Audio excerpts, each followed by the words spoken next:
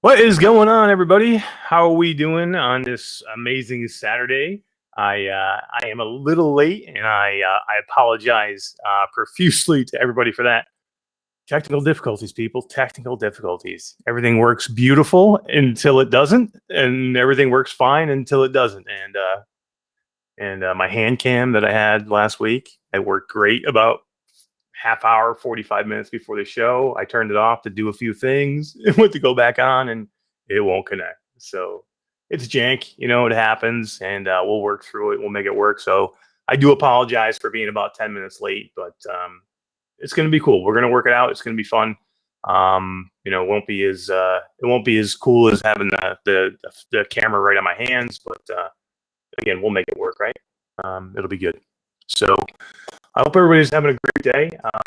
So, as you know, I got the Vive Flow recently, and we're gonna unbox that today, and we're also going to we're gonna do a few other things. I've got some stuff on the list that I've been wanting to do, and it's been kind of like backing up on me. So I have a whole bunch of unboxings of stuff that people have sent me that I thought was pretty cool, and I wanted to show everybody. And so I thought it would be cool for me to share it with you as I see it for the first time.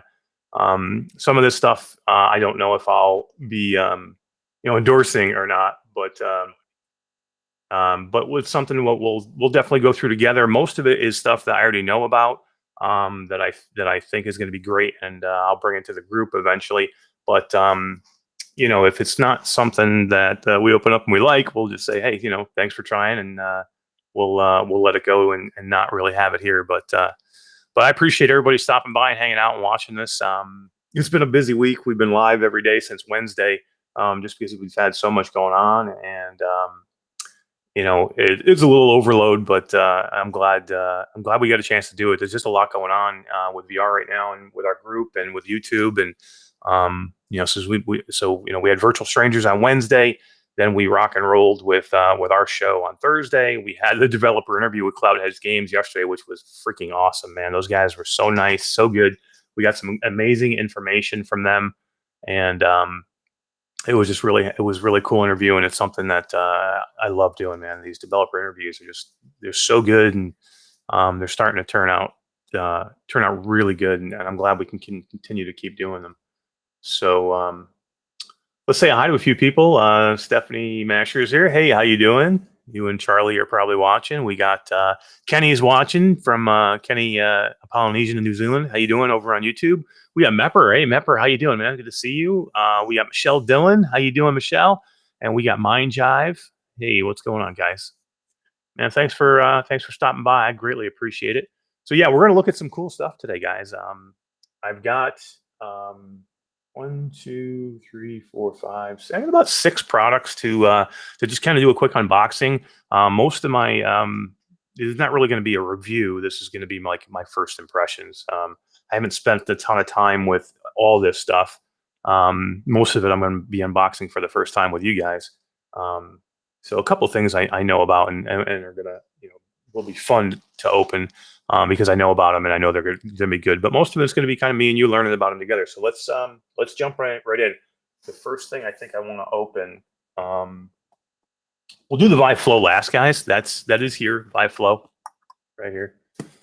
Little tiny box. Can't believe how small this thing is. But we're gonna do this last. I spent a little bit of time. I did open the Vive Flow up, and I just kind of went through it to see how hard it was to connect. I want to give you guys my first impressions of it, and not just do an unboxing. I want to let you know what I thought about the connections, how easy, how hard it was to connect for the first time, what it looks like inside the headset.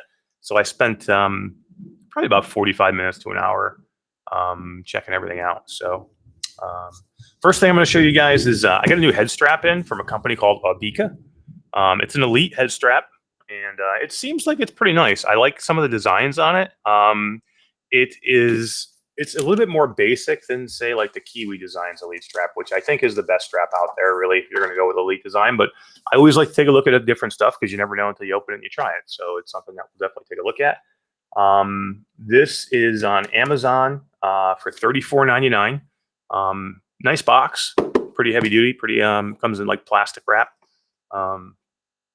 And it looks like a pretty standard Elite strap. Well, we'll take a look. Barrel Man is here over at Facebook. How you doing, man? It's good to see you. Again, I apologize about the hand cam, guys. I wish I had the hand cam working. I don't know why. Like I said, it was working about a half hour before the show, and I messed with it about 10 minutes before we started, and then about 10 minutes into the show, we were late, and I'm like, I just didn't want to make anybody wait anymore. I figured we would just we'll scrap it for now. We'll have it ready for next time. But yeah, this is the Aubika. Again, Amazon carries it, Elite strap, and it is $34.99. So let's take a look at this baby. The boxing is pretty heavy duty. I can tell you that right up front. I'm not messing around with this thing. So right off the bat, it is a nice packaging. It's one of the best packaging I've seen for a head strap so far. A lot of them just come in pretty straightforward cardboard boxes. This is set up pretty nice. A little little plastic or foam padding. Directions. I mean, if you need directions how to put a headset on, your head strap on, you're in trouble. This looks extremely straightforward. For $34.99, I don't know, guys. It's a lot of money for a head strap, and it looks extremely basic. I do like one thing. I'll show you that I do like. If you can see this here, maybe tough to tell from that angle. It's like a diamond cut right here in the head strap. So it's not flat right here. It has a bevel on both sides. It's probably tough to see in the camera, but there's like a bevel here on the sides, and I think it would stiffen the arms up a little bit so they wouldn't snap or crack. But I'm gonna kind of bend that as much as I can and test it out. That's pretty good. Man, I almost had that bent in half, and I kind of like that. So yeah, so that diamond, that bevel that's in there, that diamond design bevel, I think would help with the strength of the side of the strap, because this is where they always crack, right?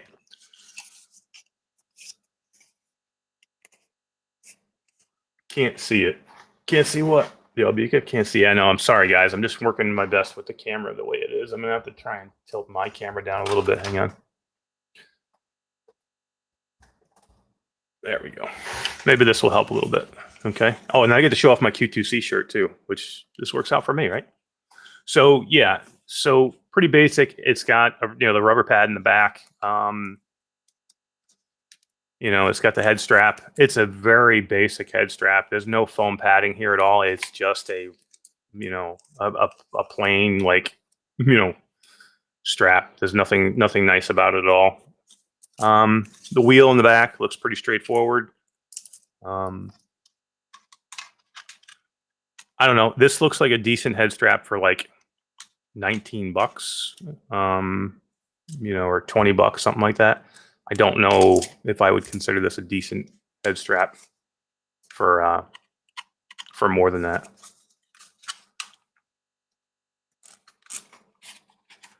Yeah, and that's as far as it goes. That's all the way open right there. And let's bring this thing closed.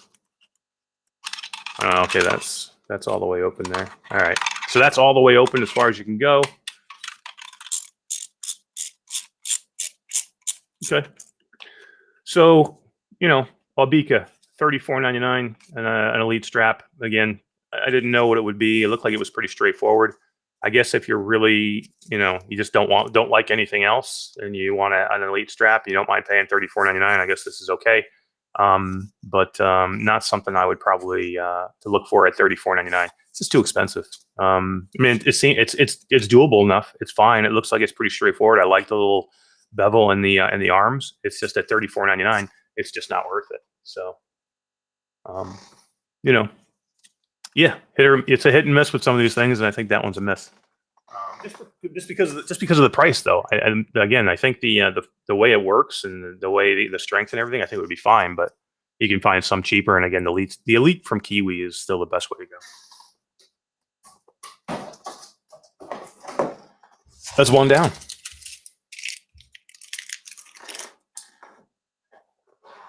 So I thought I had another piece of kit that was sent to me that looked really, really cool that I wanted to check out, and it was a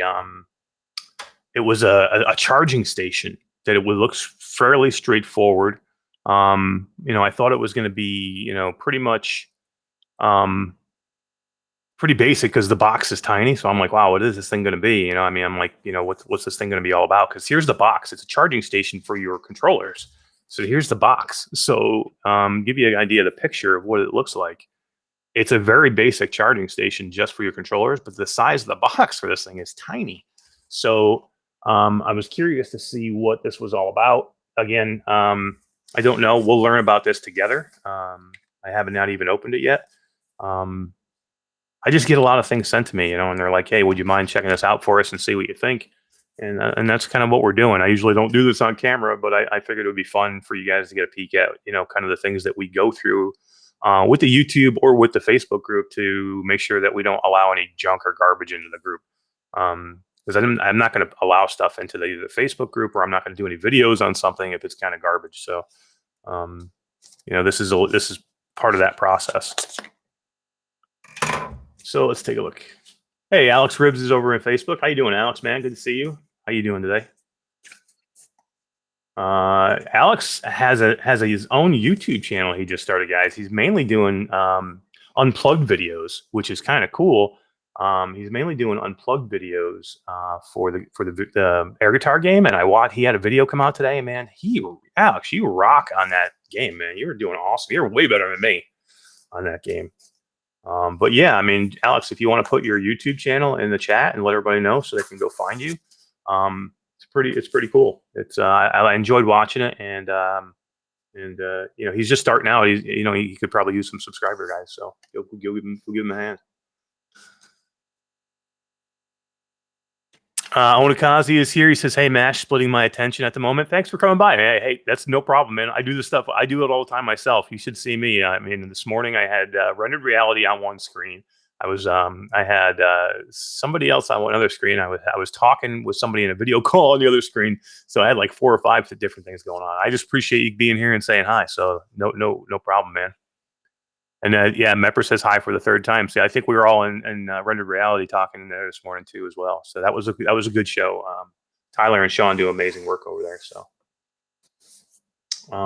let's see. Terry Church is here. He says hi. Nick Quinn's here. Yo. What's going on, man? So yeah, again, I guys just stopping in. I apologize. I started 10 minutes late. I'm having issues with my hand cam. My Droid cam did not want to function. I had it functioning perfectly about 15 minutes before the show. And for some reason, I went to start the show, and it just would not connect to the camera. I have to mess with it. So I'm a little upset about that. But we'll get through it. So this is by a company called Hiblocks, Hiblocks. I'm sorry, Hiblocks, Hiblocks. Okay, and it's just a charging station, and I just thought it looked cool because it was so small. So let's check this thing out. It's a foam cover. We've got some directions. I hate directions, by the way. If I can't figure it out, I shouldn't have to have it. I shouldn't have it. Nice packaging. Nice. It's like that nice piece of hard foam right there. And then it's surrounded in a foam shell as well. So Benny Lee is here. Hello, Real. Hello, Benny. How you doing? Thanks for coming by, man. We were talking a little Hello Real last night with our interview with the people from Cloudhead for Pistol Whip. So this is pretty basic. It's kind of cool though, guys. It's so small. I can see where it would be cool to fit your controllers in here. You've just basically got a basic stand here, and you've got 2 ports back here. You've got a USB-C right there, and then you got a USB, just a regular USB port right there. And then, so you've got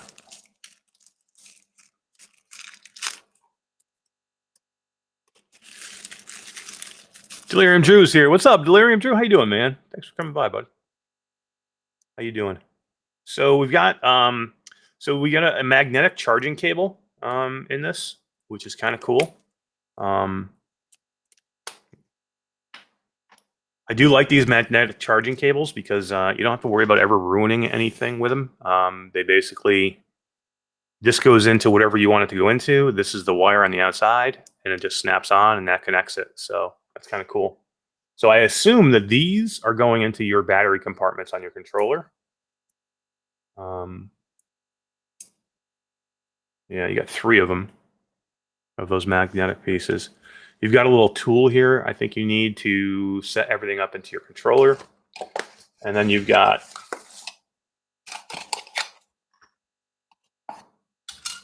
all right, this is the rest that's in the box. You've got 2 rechargeable batteries. Pretty basic. But I can see that they have a charging port on the side right there, if you can see that, and the battery itself. Okay. I assume that these USB-Cs will snapping into that, I assume, or something that. And then you've got these right here, which will connect to your controllers. So let me grab my controllers and we'll check this thing out. Hang on one second.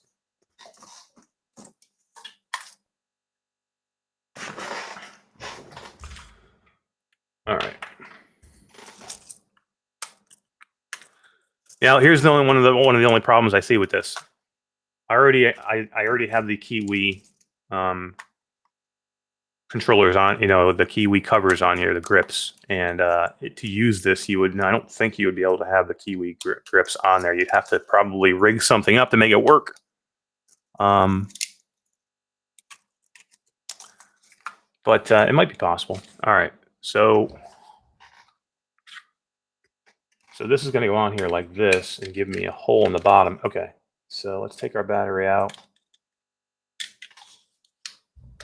Put the new battery in.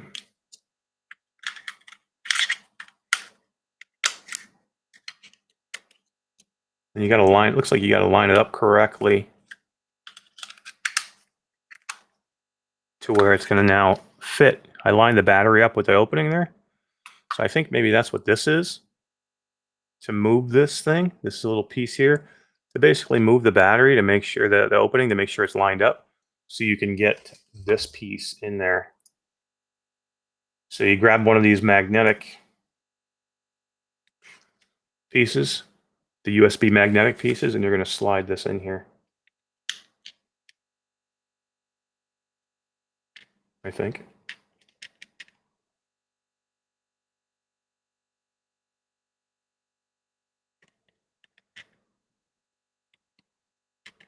Not as easy as you would think, I think. It's just small. And I dropped it. Try another one.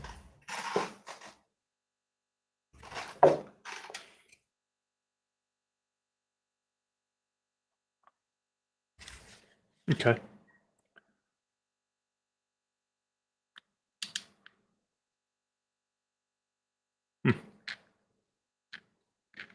There's got to be a way to get it in there that it fits properly, but I don't see it. Let me take the battery cover off and see. Let's check it on this battery. So I'm just going to try and connect it into the battery without having it on, make sure that it does go in there.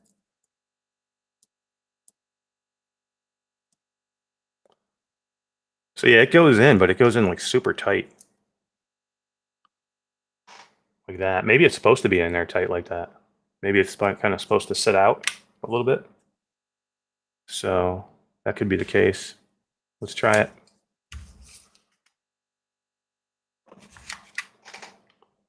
So I got to kind of force it to get it in here, which I hate. What's everybody saying? You can't have grips with these, sadly. Yeah, unless you, the only thing I could think you could do, Ribs, you might be able to cut a hole in the grip, which I don't know if I'd want to do. Okay, so I got it in there finally. I got it in there pretty good. And so this will be the, this is my right controller. What is this junk you're playing? It's not a game, Kevin. So yeah, so this is going to snap right into here like this, and that's in there. So let's let me plug it in because I think the station kind of lights up. So just plug in a USB into the back, USB-C into the back. We got lights on the front, and I think what happens is when you're in the charge mode, you go in and it charges your controller. So I mean, pretty basic, but kind of cool. If it works, I mean, you might be able to do something with the controller, with the grips, to make it work. It's definitely worth a try because I think this is kind of a cool thing. I'll tell you guys prices on it in a second, but how much? I know everybody wants to know how much. I'll tell you in a second because it's a little bit all over the board. So I'll let you know. Hang on. Let me just get the other one. I want to put the other one on. The tricky part is lining the battery up inside with the opening of this, so you can get that freaking USB-C thing in there.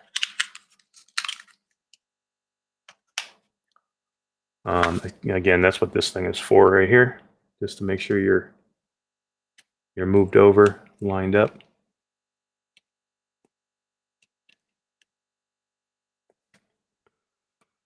And then you got to put this piece in. A little tricky. Use a hole punch to make grips. Jordan says, "Hey, what's up, Jordan?" Yeah. I mean, it could be possible. I mean, I don't see why not. If you could just make a little hole in the bottom of, like, say, the Kiwi grip to make this thing fit in, I don't see why not. Okay, so I got her in there. So it's not too bad to get them in. And then we'll just snap that one in.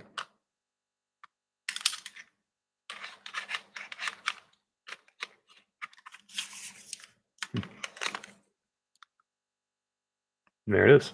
Both of them in there. That one must be already charged because the light's not on. But yeah, it's kind of cool, man. I mean, again, if you could just, I don't see why you couldn't put a hole right there in the bottom of that grip. Okay, why not? You could just, like I said, like Jordan said, use a hole punch. Even the Quest 2 charger is magnetic, which is cool. Yeah, so I did drop one of these, so I don't. Oh no, I got it. So it does have this cable right here, guys. So if you have, so this comes with this magnetic cable here. If you have this plugged in, this is kind of cool too. So I'm plugging in the USB-A into the back of it, and it lights up. Okay, you got your little magnetic end on it now. All right. So if you go into your Quest, you can put that in there, and now you can charge your Quest at the same time you're charging your two controllers, right? Which is kind of cool. You know, so now you can charge your Quest, charge the controllers at the same time. Interesting. So let's talk price, right? Because it's a little bit weird price-wise. It's kind of, like I said, prices are all over the place because I've seen different places to buy them. But you know, what would you think? You know what I mean? I mean, I guess off the top of my head, I'm thinking $25-30, right? Something like that. What do you guys think for a price for something like this? A little basic charger, but you could charge, like I said, you can charge your headset, you can charge your two controllers, which I think is kind of cool. What's everybody thinking? $30, $20. Todd Jackson. Hey Todd, what's going on, man? $20. Yeah, could be. $20 is probably right about there. That's what I would think. Be between $20 and $30. Hey, Dark Angel's here. How you doing? Good to see you. Thanks for coming by, Dark. Appreciate it.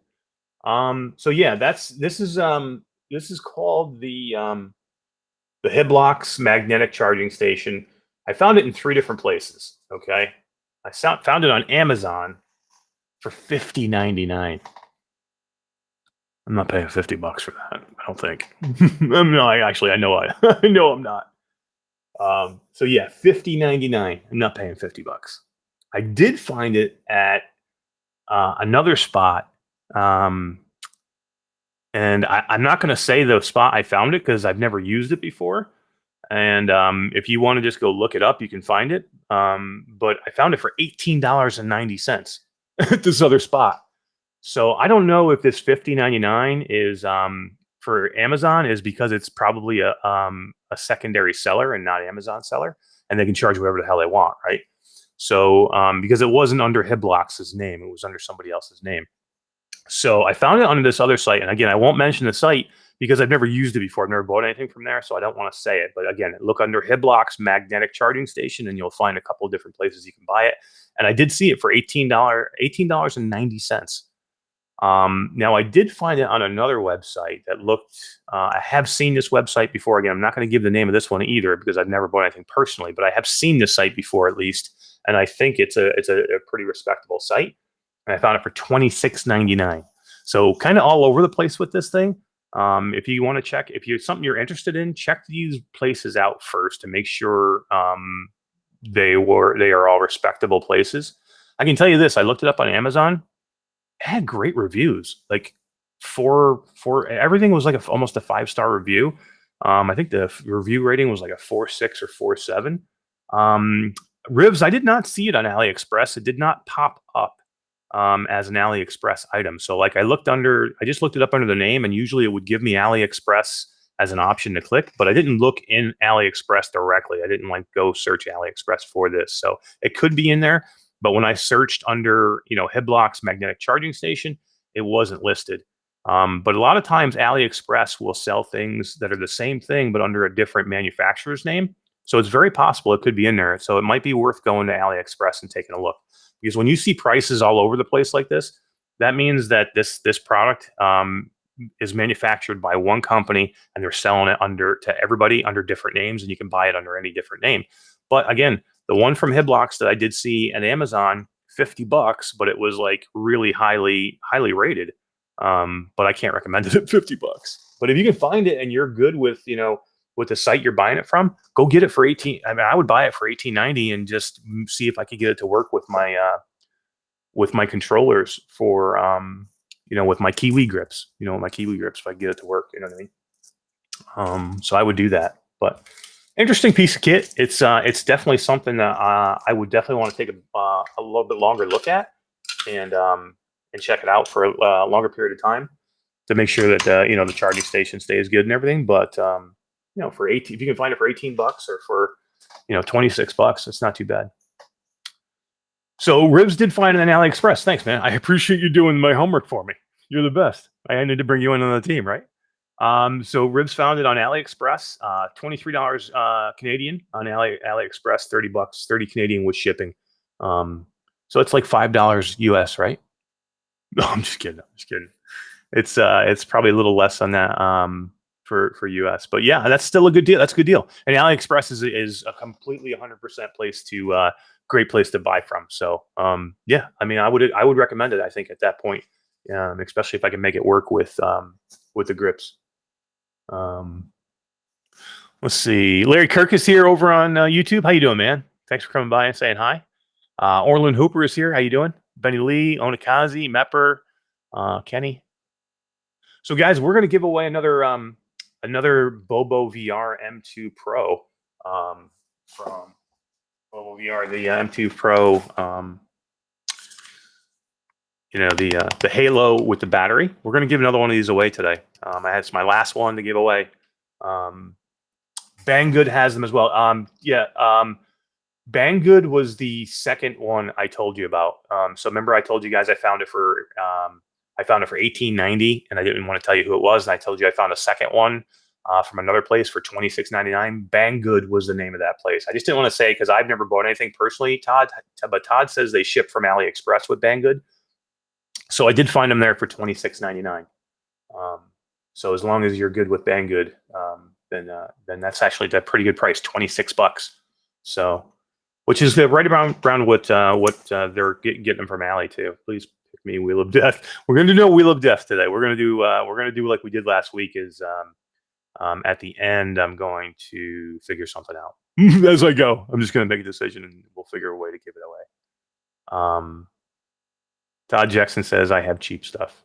Dana Diaz is here. How you doing, Dana? Good to see you. Chris Bangert is here. Chris, how you doing, man? Good to see you. He says dibs on the M2 Pro. M2 Pro, baby. Got one more to give away. They gave us 5 of these babies. 5. Freaking, I love these guys, man. Bobovr is awesome, man. They're innovative, and I have something I'm going to show you guys from Bobo. Last week, we were doing this, and people were like, "Oh, is there a case for this?" And I'm like, "You know what? There is a case for this, and why don't I have it to show you guys?" So I get off the live last week when I did the live unboxing of the M2 Pro, and I contacted to Bobo, and I'm like, hey guys, I'd like to review the case, and he's like, absolutely. I can't believe we didn't send you one. He had it to me by Tuesday. So let's take a look at the case. Boom. Case. M2 Pro. This is the C2 from Bobovr, the C2.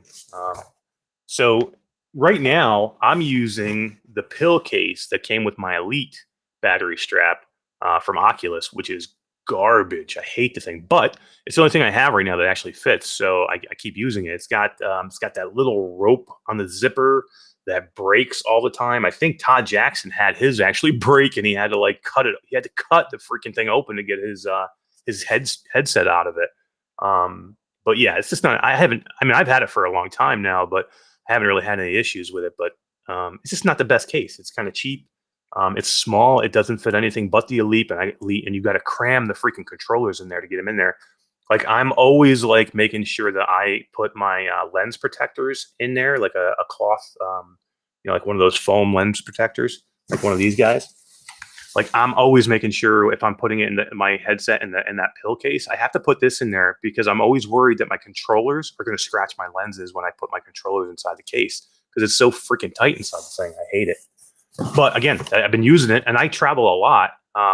And I always bring my Quest 2 with me when I travel. So I use the damn thing a lot, and I freaking hate it. So this is going to be my new case of choice, I think, because I haven't actually seen it yet. Let's take a look. Man, I'm so upset that the freaking hand cam didn't work today. I don't understand. I just wish we could be using the hand cam. It would look so much better for you guys, but I apologize. We'll figure it out. As soon as the show's over, I'll go to hook it up, and it'll work fine. That's the way those things work. Cool. Nice packaging. It's pretty basic. I like that they keep their packaging basic because that keeps their prices down. Don't give me $30 worth of packaging, and then charge me $80 for the damn thing. Todd says I'm gonna love it. He did have to cut his open, his pill box, and I'm gonna love this one. It's great. Yeah, Todd's already got this thing.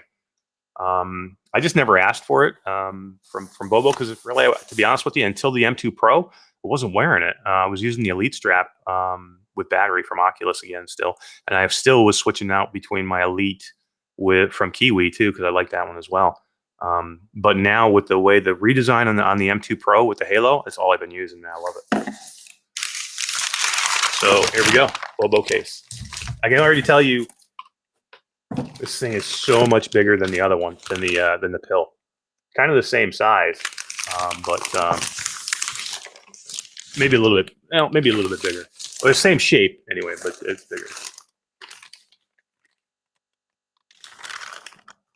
All right, let's take a look. Nice little bag that it comes in. And man, this thing's nice. It's hard shell. So you don't have to worry about anything happening to it. It says Bobovr on it, which is nice. I read up on it, waterproof, I think, if I'm right on this, or water resistant. Maybe not waterproof, but water resistant. So you don't have to worry about if it gets wet on the outside.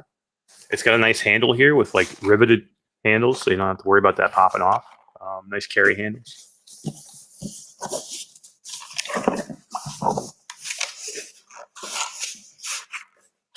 Can I win the bag? Tell you what.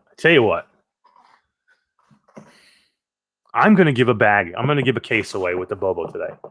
I'm gonna talk to Bobovr, and I'm gonna give a case. I'm gonna see if they'll give a case away today, just because I know everybody's been kind of hanging out with me. So whoever the winner is today, you will win a Bobovr M2 Pro, and you'll win a case. And if they tell me no, I'll buy it myself for you. How's that? But I think they'll tell me yes because they're awesome. So yeah, how great is that today? You're getting a Bobovr case, and you'll get the M2 Pro with the battery. Damn, I gotta stop doing this stuff. All right, awesome zippers already. I can tell you, it's got the two zipper system, 100% better than the freaking little tiny piece of rope that comes on the crappy, pill thing that comes from Oculus. How does Oculus fall on their face with all their shit they make with this stuff, with the accessory stuff all the time? I don't understand. Harold Moaz says, I'm in. And then Todd says, woo, you already got one, Todd. You can't win. Jesse Johnson says, let's go. I know, right? Let's go, man. Dana Diaz says, woo. Paul Iyer says, yeah. Yeah. Dark Angel says, do the Bobo cushions feel more comfortable than the other strap with VR cover? Yes. So I don't know if you saw my last week's Dark, but I've had the M2 Pro, the regular M2 Pro, for a while, and I normally didn't wear it because with the way my head is and the way my hair is, the old M2 Pro had a tendency to slip off the back of my head. And that's because it didn't have a cup system in the back. Now it is cupped in the back right here, where you have, before it was basically just a top piece and there was no piece right here on the bottom. Okay. And it would just slide forward on my head all the time. Now with the way this thick cover is, this is thicker than the VR cover that I have on the back that I have on my Elite strap right here. Here's my Elite strap that I was using. Again, this is the Elite strap from Oculus, and I bought the VR cover to go on. This is like twice as thick as the VR cover one. It's way more comfortable. And I have it, I don't know if there's anybody else out there. I actually have a tendency not to have the front of my face hurt. I have to actually have the tendency to have the back of my head start to bother me if I tighten the strap up, too hard. This is almost as important to me as the front padding. Because again, the back of my head starts to hurt. I don't know if it's just me or if it's anybody else out there who's had that, but Dark Angel, yes, this M2 Pro, the way that this Halo strap is now, I don't think I'll be using any other strap right now. That, with the way the battery system is, this is going to be pretty much the one I'm going for. Now, if you're a person that just does not like a Halo system and you don't care about doing the battery, I would recommend the Kiwi Elite strap. That is the best Elite strap out there. And Kiwi may be having some news coming real soon. Big news. So stay tuned. Stay tuned with Kiwi. Don't sleep on Kiwi. They're really good too. But yeah, that's the M2 Pro and the Elite, which I don't think I'll be putting back on. Okay, so back to the case. She's Dark says the cushion part of the back of the non-battery Elite strap is what broke on. I've heard a couple people say that broke on them with the Elite strap. It just sucks, man. I just wish it was so much better. You know what I mean? I don't know why it's so bad. Just Oculus, they could have done so much better with these cases that they had, and even the padding and the straps. I mean, they just fell on their face with this now. And now all these companies have way surpassed them to the point where if you're buying an Elite strap or an Elite strap with battery, you're insane. There's no reason to ever buy one from Oculus and pay the price for it. $129, you get the crappy case and the battery one. Not even close to being worth it. Okay, so here we go. Bobo VR, let's open it up. Again, nice zippers, the double zipper system, which I do like. I don't have to worry about these zippers breaking. I think they're pretty heavy duty. And pretty cool. I mean, it's a case, guys, so it's not rocket science here. It's a case. So, but I can see already, I like the way that this is going to fit in here. So it just basically gives you where see how it's numbered? I don't know if you can see the numbers on here. So it basically is just telling you where you want to put things. So like right here, it says number 6. So if you look at the thing, it says number 6, charging cable replacement area. So it's just telling you where they would recommend you put things. Number 5, which is right here. Number 5 says other accessory attachment area. Okay. So let's just see how it fits in here. Let me take this thing out. Put this thing back in. I'm going to take the battery off for a minute and just see how this fits. All right, guys. So, man, I wish I had the other camera working. So I'm assuming it goes in like this, Todd. Is that right? It looks like it's awfully high. No, it's not. When's the Simon? Philip Little says, when's the Simon with the King Simon interview? It's a funny story, Philip. I actually did talk to Simon, and I said, Might be cool to have you come on one of our Thursday shows, right? Like 9 o'clock. And he's like, I work at 9 o'clock. I can't be there. He big time me. He big time me, Philip. I was like, come on and talk to us about, your experience and what happened with you blowing up like that. And he's like, yeah, I work at 9. I can't really do it, man. Sorry. I said, okay, no problem. Todd says, yep, that's how it goes. So yeah, freaking King Simon, big time me, bro. Big time me. So yeah, I mean, this looks like it fits in here pretty damn well. Todd, I think I can fit the battery in here and close it, right? Let me see.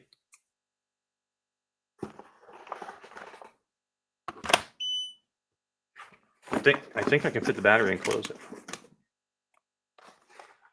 How does it fit in carry-on luggage? Yeah, see, I was using the pill case, Dana, and the one from Oculus, which is not much smaller than this.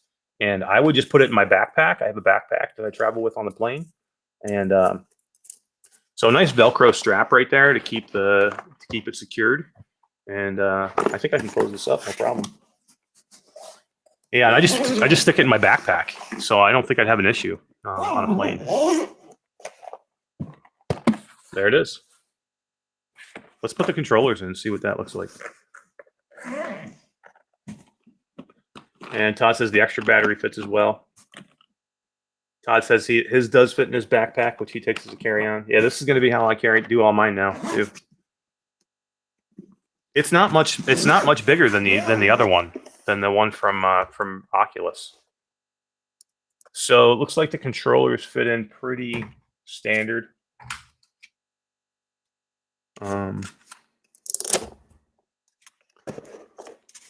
Something like that, probably. Let me try and show you guys what I'm doing here. Let's see. All right. Just trying to get the controllers in here somehow. Like that.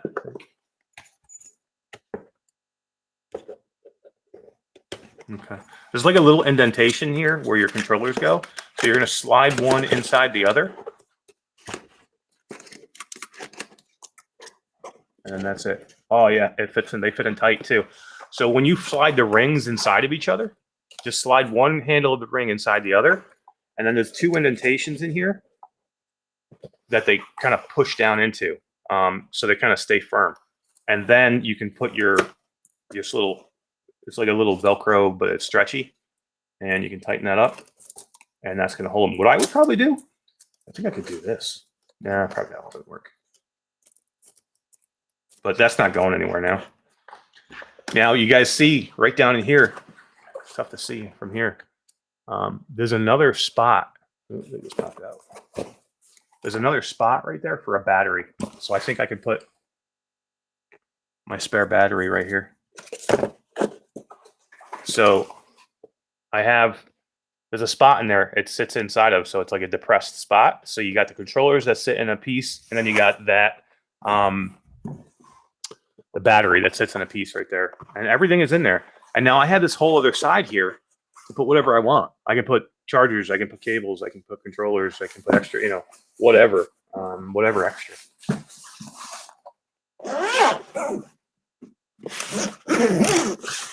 That's it. I'm really impressed with that. I'm really impressed with that. Hey, you know what? I don't know why I'm doing it. Why am I wearing headphones? I get nobody to talk to. That's the dumbest thing in the world. There's no reason for me to wear headphones. I'm not talking to anybody. Mash lives in the mountains. I do live in the mountains, man. I live in the Adirondack Mountains. I tell you what, let me go grab the I want to go grab the other case, the one for the Elite. Hang on.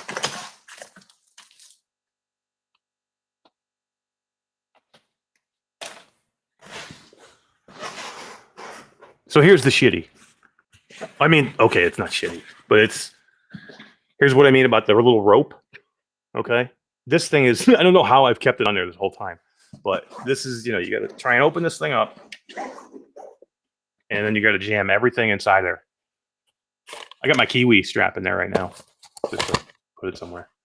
But again, not enough room. It's tight. You can't fit much in here. And that thing's a piece of crap.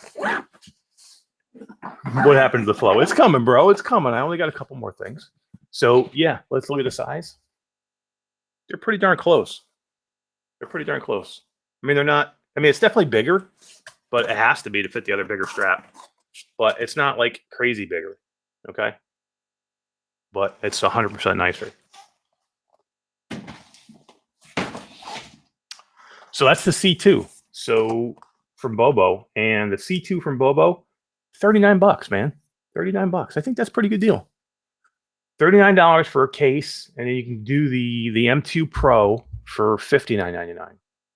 I mean, I think that's doable, man. I think that's really that's right about where that case should be. I mean, that's a super nice case, way nicer than the other case, and I think for $39.99, I think that's a good deal. What do you guys think?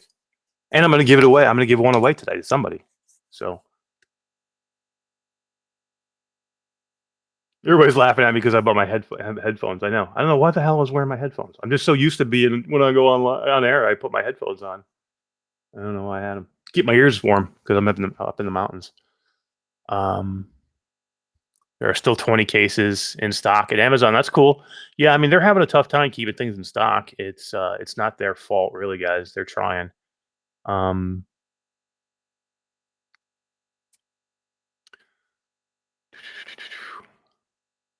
Unboxing freshy. Dark says, yeah. Absolutely.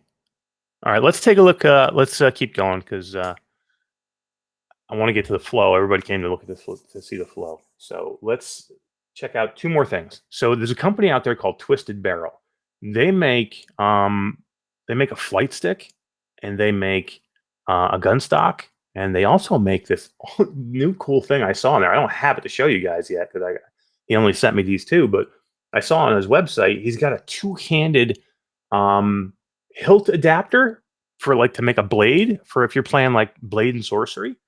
That I thought was pretty cool, man. I'm gonna see if he wants to send me one to take a look at. But with Blade and Sorcery Nomad coming out for the Quest 2, it looked pretty damn cool. Todd, thank you for popping in the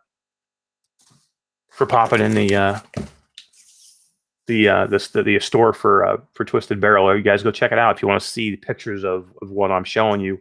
Go on Twisted Barrel, take a look at them. But they look pretty cool, and he contacted me, and I'm like, yeah, I'm gonna check these out.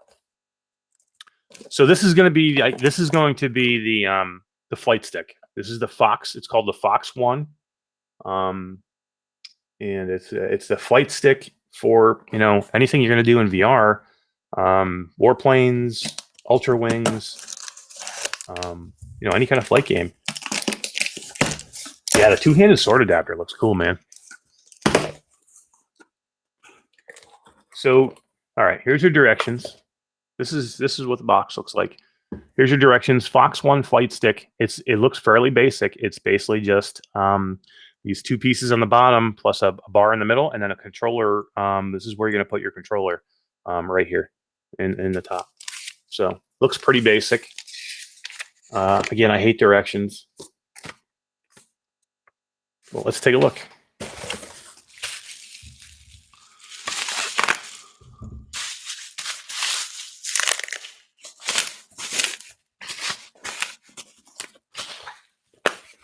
I can already tell you all 3D printed material, and it feels really strong. It feels really sturdy. This must be the actual flight stick itself, I'm assuming. That goes into the thing. So we got that.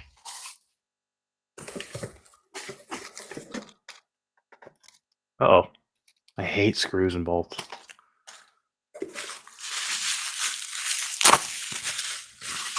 All right, here's the cup.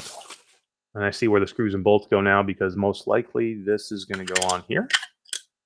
I don't know. We'll see.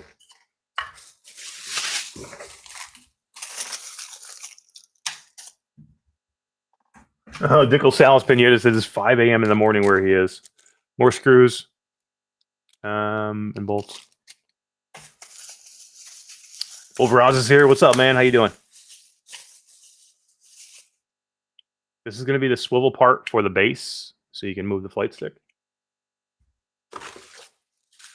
And this, I believe, is the base. So basically, from what I understood in talking to them, you're supposed to sit on this. So basically, this is going to go between your legs, and you're going to sit on this.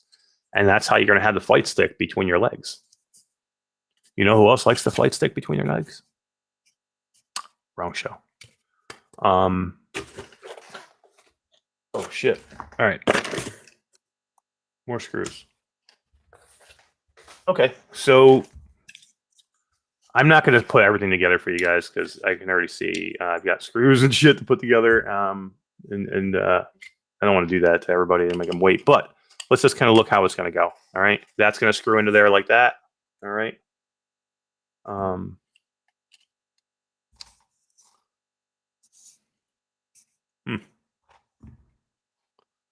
So this piece, let's look at the picture. All right. Yeah, so this is going to go into here like this. This must come apart down here. This is going to go into this. Okay, just like that, or like that. And then this is going to mount onto here for your flight stick. And then this is where your controller is going to go, is into here.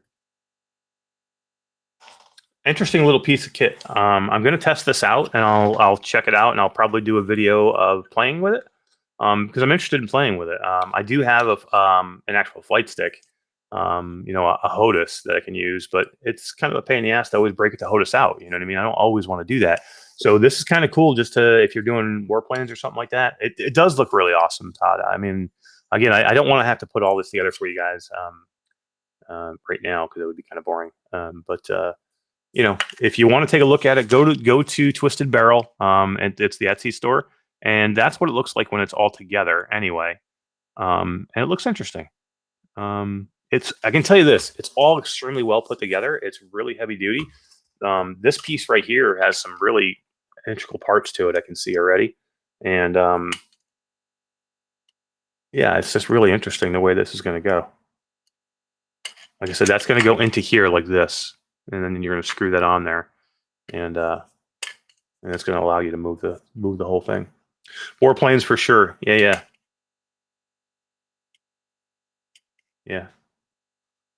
Wolveraza says he wanting a flight stick and racing rig. When can I afford it? Piece by piece. I know. Yeah. The flight sticks are not cheap. I mean, you're looking at you know, at least 130, 140 bucks for the cheapest ones. So how much does the FoxOne Pro for the FoxOne flight stick go for? It's $55.99 for the FoxOne. You know, like I said, it looks like it would work. I haven't tested it out yet to say if it works or not. I will definitely have a video coming of me trying it with warplanes and stuff like that. I'm gonna go through. I'll put this together. I'll do a nice video up, and we'll check this out, and I'll give you a nice thing. But I can tell you already, just with the unboxing, my first impressions, extremely well put together. I can see where they're going with it once I get it together and how it's going to work. So I'm very interested in actually testing this out. So yeah, I got one other piece from Twisted Barrel that I want to check out. That looks pretty damn cool, also.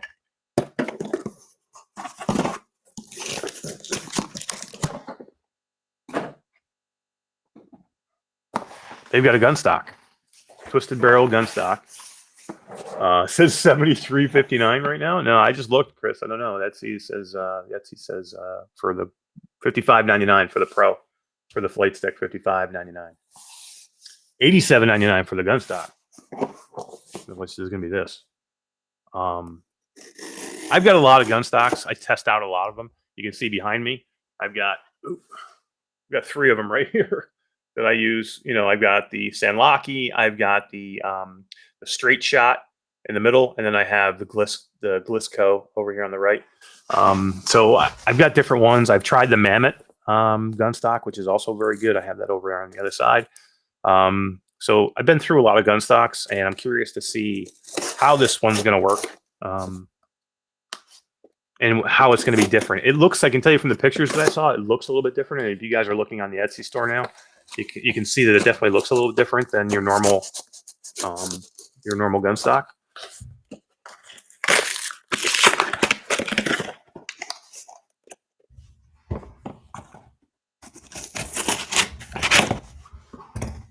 All right. So we'll go through this quick as well. You guys saw the pictures. online if you're looking at it. So I'll go through the basics with you. What is here? You've got your main body, which we'll open in a second. And I dropped a couple pieces here. Okay, so I can already tell you it has a controller set up just like Sandlocky, where this is going to slide into the halo ring of your controller, and there's the magnet for that. This looks like a nozzle for the front.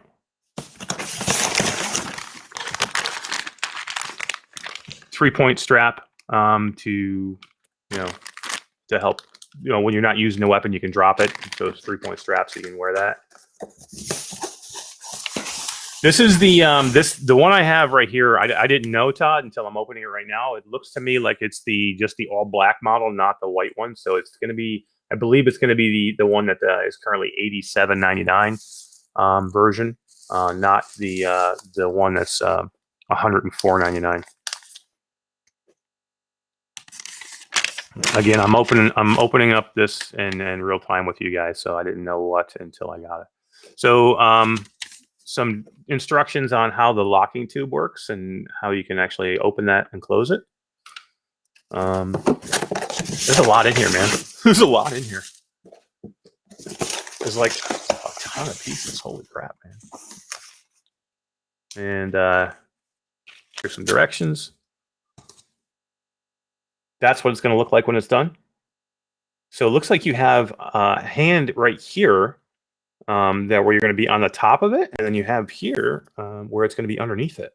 So you're going to have one controller underneath and one controller on top, which is a little bit different. So many accessories. Yeah, the version 2.1, that's what it looks like, Todd. So let's just open up some of the boxes here and just get a look at the. Here's your stock. Looks really good. Looks like you have a screw point here. I don't know if that's to open up the stock a little bit. You got an extra piece right there. Not sure exactly what that's for. I'll have to do more, look a little bit more at that.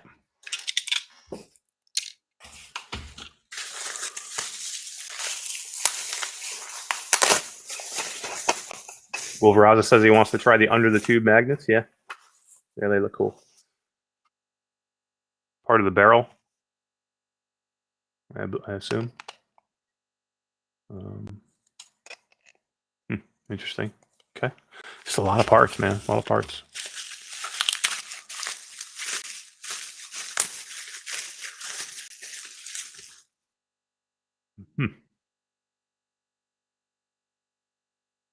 No idea. All right, let's take a look at the main body of this thing. Again, when I do the flight stick, I'm going to do a full one on this as well. I'll do a whole video on how I put it together. I'll do a video of me playing with it and try it with contractors and a few other things, just like I did with some of the other Gunstocks.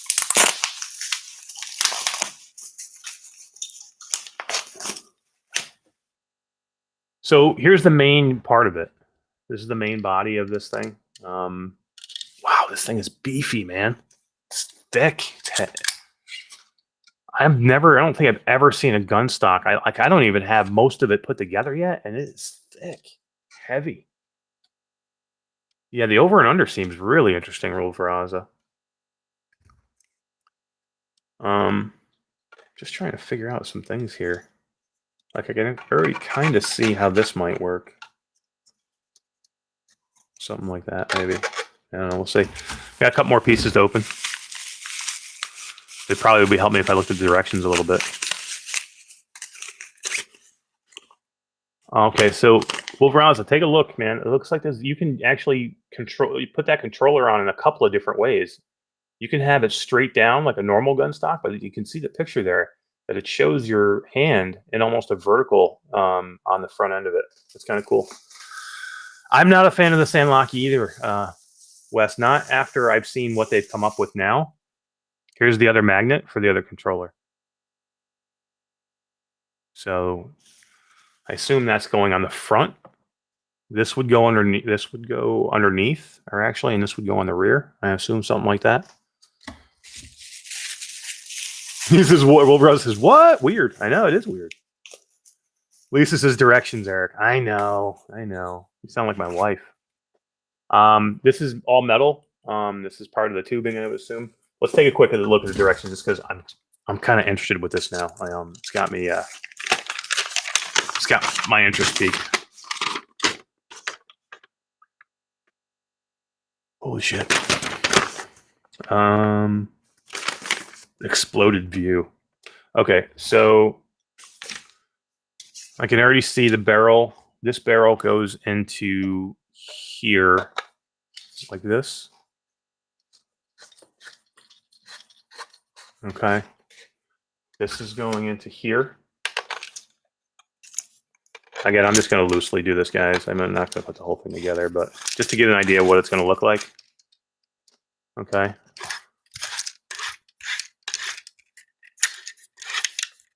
Paul Fantasy's here. What's up, Paul? How you doing, man? I don't want to put that in all the way yet. Okay, something like that. Something like that. It looks like this piece slides in like that. Or am I going the wrong way? Maybe it's like that.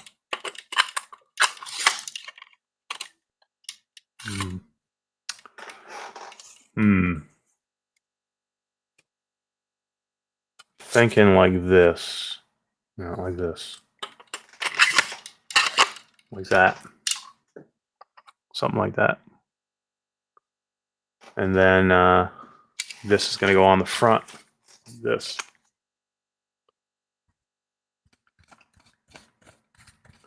So this was the Vive Flow. This is the Vive Flow, man. You did, isn't this good? This is Paul. What do you think of the new Vive Flow? Looks pretty good, doesn't it? All right, I can see where they're going with this. This is your controller is going to be here with this one. Okay, so that's going to be on here in some way. All right, you're going to have your controller like that, I guess, something like that, right?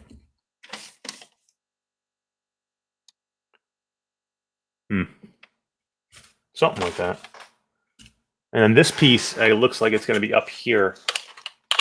Yeah. So this piece with the magnet, that's going to be up here. And that is going to go on your controller with this. Okay. No, I don't know how that's going to work. It looks like you could do either one. So you could have it with this piece, or you could actually use it with this piece on either controller, depending on how you want to use it. So if it had it straight down, like we were looking at before, where your hand is straight down, but if you want to have it like it was laying earlier, what you showed in that picture, where you were more vertical with it, I think you're going to be able to like do it so you can hold it like this, almost like a shotgun, I guess, almost. Interesting. Like the under mag for faster reload overalls. I think so. That's what it kind of reminds me of. It's very interesting. It looks like this goes on here like this. All right, I can't put this on because there's a bolt that you have to put through, and then that bolt is going to go through here. But this is what this is going to look like. So your controller is going to sit inside of this here, okay? Or like this, maybe more like that. No, I think like this. Yeah. All right. Like that. And then you're going to have your other controller for the front with either way. Interesting. I can tell you guys, this thing is heavy duty. I need to check this thing out in a game to see how that configuration is going to work, having an overhanded with an underhanded. I've never seen that before. I've seen two underhanded. I've seen two overhanded, like the Mammoth. And the Pro Tube is that way too. I've never seen one underhand and one overhand. So you're kind of like combining both together. That's strange, man. That's really weird. I think that, does this go on here? I know this is just an added piece, I think. So yeah, I'll check it out, guys. I'm going to check it out. I'll put it together, and I'll check it out and see in game what the hell this thing feels like. But I'm interested now. So this thing is $87. Now they have another version That's $104. I think the only difference with the other version is it's black and white. It's got a white variation to it, so some parts are black and some parts are white. Who the hell cares what the hell it looks like? You're in VR, it doesn't matter. I care about how it feels. So $87. It's pretty cheap, and I can tell you what, this feels 100% better just in my hands right now than the Sandlockie does. Because I just hate the Sandlockie. The aim shot, yeah, the aim shot's a nice unit, but it's hard to put together, and you can't easily take it on and off. And I can see where you could get these off your hand, your grips, or your halos from your controllers really easy. So I'm gonna put this as an intriguing that I'm gonna check and do a video on this and the flight stick. Twisted Barrel, you got me thinking, man. I don't know. I like this. Let me know what you guys think. I don't know. But that's pretty cool. I like it. A lot of parts though. I mean, I have to figure out how to put that thing together. Overall, I may have to have you come to my house, help me put that together.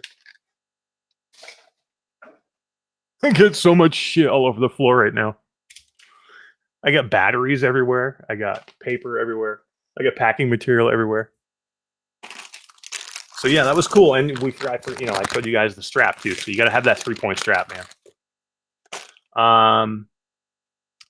Wes, hey, what's going on, Wes? How you doing, man? He says the overhand is going to help keep the underhand in place by adding downward pressure. That's a good point. That's a good point.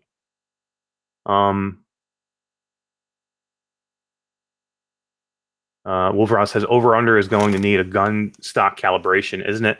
It might. I don't know. That's interesting. I'd have to check it out with something other than contractors then, because contractors has a really good calibration that I'm sure I could make it work with that.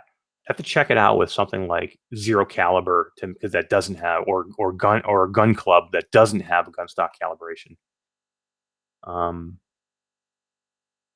Wolveraza says, can you pop both controllers off for pistols? Yes, you can, because the controllers, they're both magnetized. So basically they're just coming off as magnets. So you'll be able to pop both off. So when you need to drop the whole thing, you can take both off, drop the stock itself, which will hang there from your strap, and then you'll have the two controllers with those two different mounts on them that you can just use for guns or pistols. So yeah, you can do that. But yeah, more to come, guys, on that one. I know everybody's waiting for the Vive Flow. Let's get into the Flow. So I have opened the Flow. Okay, I've opened the Flow because I wanted to give you guys my quick first impressions. I have not done much with it. I opened it this morning, basically just to connect it to my phone, get into the headset, see how hard or easy the connection process was. I wanted to get a look at the visuals of what the lenses look like. I want to get a look at, if it's going to be viable at all. I'm not giving you my review yet. I'm not going to tell you whether I think this is good or bad. I'm going to tell you what I've done so far. And when I do that, when I go through and I use it for a week or 2 weeks or 3 weeks, I really get some use out of what I'm doing with it. Then I'll give you my final thoughts. I'll give you a few thoughts today about what I think. I got some really good points. I got a couple bad points that I don't like. But I'm going to give them to you today. I'm going to give you those thoughts. And I'm going to give away an M2 Pro and a C2 case at the end. So let's look at the Vive Flow. First off, I pre-ordered, so I got the thermos. You're like, what the hell's the thermos? Well, this is the case. You got to buy the case if you don't. If you didn't pre-order, I think it's like $50. So let's look at the case. I have not opened this up yet.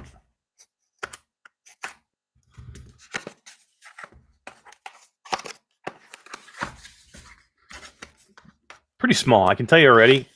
Everything is tiny. And it just looks like a thermos. Like you're going to put soup in this. Like I'm going to go have lunch and get my soup. Terry Church says he made a homemade rifle stock and it works really good. And now I'm going to go to purchase a 3D printed stock soon. Yeah, I'll let you know whether I think that's a viable stock or not. Like I said, I'm very intrigued. Yeah, Chris Spenger says I could use an old thermos from my my Scooby-Doo lunchbox, and I could just save myself $50 and put my Vive Flow inside my Scooby-Doo thermos from my lunchbox. All these gun stocks, I need to go play more Pistol Whip. I know. Now Todd's all hooked on Pistol Whip. We had to do the interview yesterday, and he's like, "I've never played the Smoke and Thunder campaign." I'm like, "Really? You haven't played it yet?" He went in and played it during the middle of the interview. He's like, I love it. He's like, I've freaking played almost the whole thing. So yeah, here's the. It's nice. I'll tell you that right off the bat. Hard. It's nice. It's got a nice carry handle on it. Shows a little vibe in the front. Screw top, and inside is very basic. $50, baby. This is fantastic. Too funny. $50. It's nice. It's like it's got like a nice foam inside, so you don't scratch anything up. But you can see, I mean, here's one thing that you can get serious about. I'm fitting my whole headset inside this damn thing. I'm fitting my whole headset inside this. That's how small this thing is. So, not make fun of it too much. $50. Here's how this is worth $50. Ready? I'm going to show you how this is worth $50 right now. So, to make this thermos case $50, worth $50,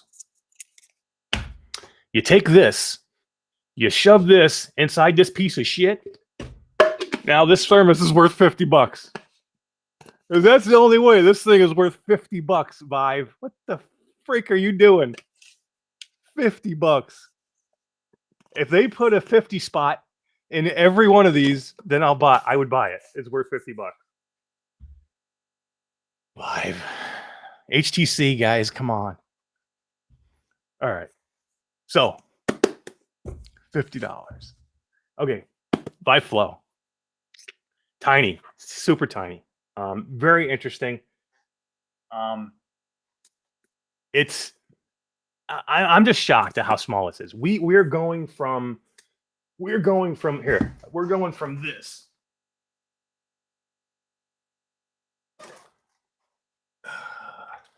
Okay. This is the Valve Index, right? One of the biggest headsets you're gonna find. This thing is just a monster, okay? I can fit this inside the freaking opening for the head strap. Okay. That's how small this thing is. Okay. We're going from these monsters to this. This is what you will be playing VR on very, very soon. That's why I'm excited about this. And I'll tell you why when I tell you about what it felt like getting inside. Anybody want to buy a Valve Index? Just kidding. Maybe. I don't know. I may have to sell my Valve Index. I don't know. Okay, what's everybody saying? It's for enterprise. It very well could be for enterprise. I think again, this is going to be. I think this is going to be a decent device for media consumption. We'll see. Kevin Morris could have spent my money better. Yeah, maybe.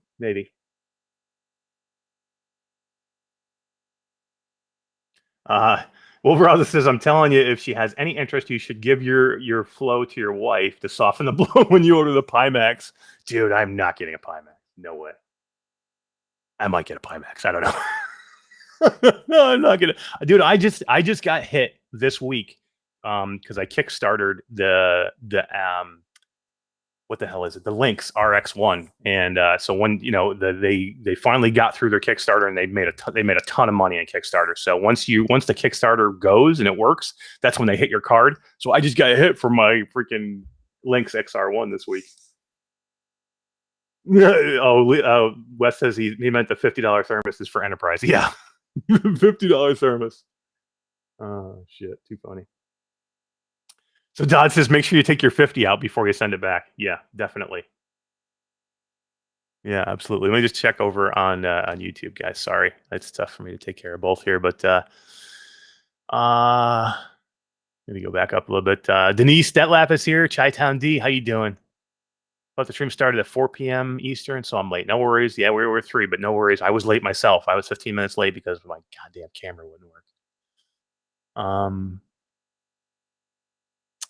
Virtual Strangers, Wes is in both. He says the HOTAS is kind of expensive, a lot of money for a few games like this wheel and pedals over here that I barely use. I know. I'm in the same boat, man. Me and you were in the same boat. Barely use the wheel and pedals. I want to use it more. I just don't have time. Onikazi said I did miss the Flow unboxing. Nope, we're in it right now. Oh, God, too funny. Remember, said I guess someone hated assembling toys for the kids on Christmas morning. Absolutely. I was the dad who was like, no, I'm not reading those directions, and I got parts all over the floor. All right, let's open this baby up. All right, so yeah, again, it's extremely small, man. I just can't believe it. It's tiny. that's it. Hard case, hard like cardboard, which is really nice. The top flap digitally just comes up. And I actually have not opened this part yet. This, I believe, is where all your wires and some of your battery is, and some, not your battery because there is no battery, but I think there's a nose piece in here and something else. We'll open that in a second. Actually, let's open that first. Let's just open this thing first.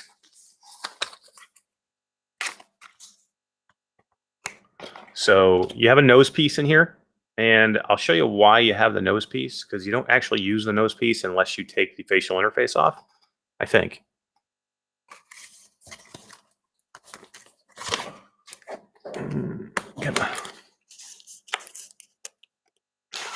Okay. USB to USB-C, USB-C to USB-C cable. Not very long. Huge, thick manual. 2 of them. Which I did the setup process. I can tell you this: I did the setup process today completely without any looking at those directions at all, because I hadn't even opened this part of it yet. And I made it through completely with no problem. So I'm going to tell you when I get into my first impressions about setup, I'll tell you a bit about that. Some kind of a bag. I just think if you don't buy the thermos for $50, you get a bag. So again, this does not look much bigger than a bag you would put your sunglasses in. I mean, really. I mean, I can basically fit my hand in there. I mean, this is what you're going to put your VR headset in. Kind of a VR headset. Maybe it might be a VR headset. Maybe a little bit. Not really, but kind of. But this is what you're going to put your flow in. So that's how small they are. All right, I think that's it. Oh wait, more directions.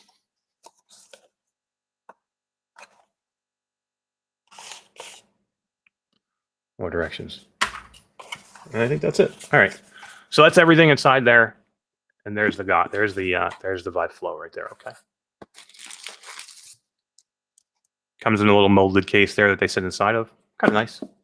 The boxing, the packaging is really nice. You know what I mean? I'll give them that. I mean, they know what they're doing when they do the packaging.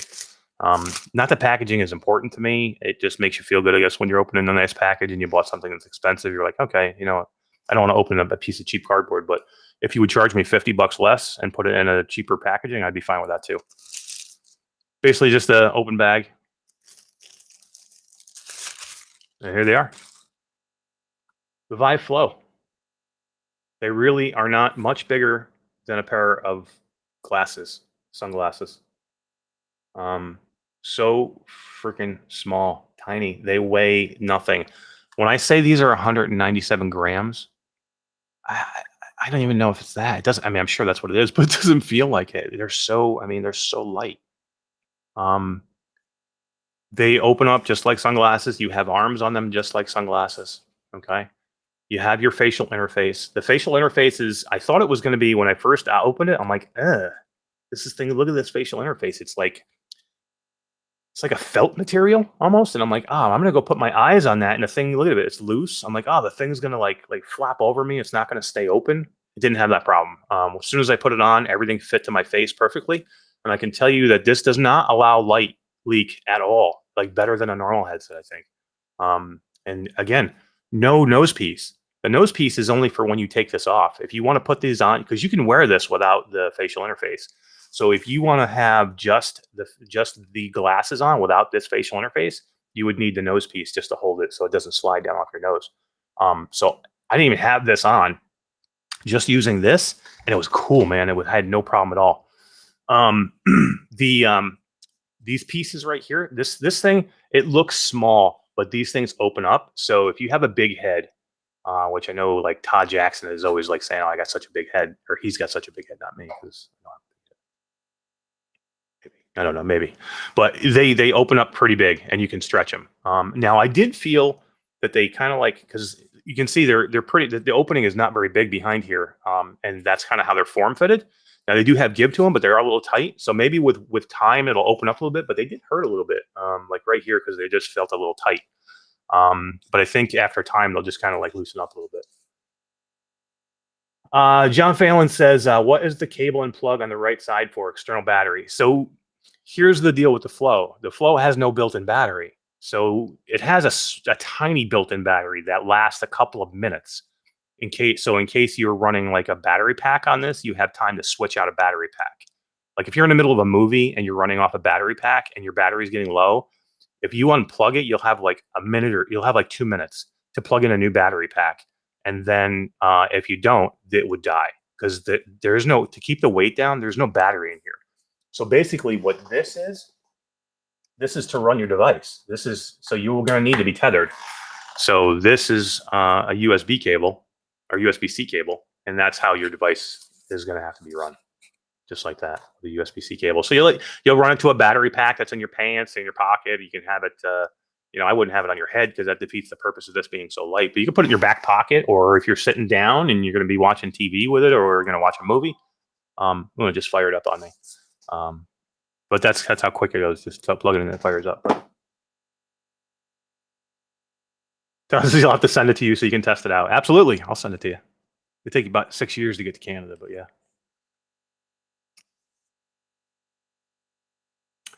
Do I think the front mirror will get all scratchy? I think it could. I think you got to remember the front mirror, because you can see my fingerprints all over it. The front mirror has nothing to do with anything except there's 2 cameras built in here. But these aren't lenses in any way. So if it did get scratched, it's not going to hurt it, but it would just look like shit. Then you wouldn't want that. But I just cleaned them. I cleaned them off earlier, and I can clean them off now, so they look good. But I mean, I'm not sure why they use the mirror surface on it. I assume they might have needed to for some purpose, technical purpose. I don't know. Maybe they just thought it looked cool. But they could have went with a matte. If they could have went with a matte, something like a matte finish might have been better. I don't know. Benny says they might be designed to reflect light away from the camera lenses. That could be. There could be a technical reason they have the mirror finish on them. I just don't know. That's very possible. Sorry, but how does it blow you to justify the $50 price? I don't know. Onikazi says, sorry, but how does it blow you to justify the $50 price? I don't know what that means.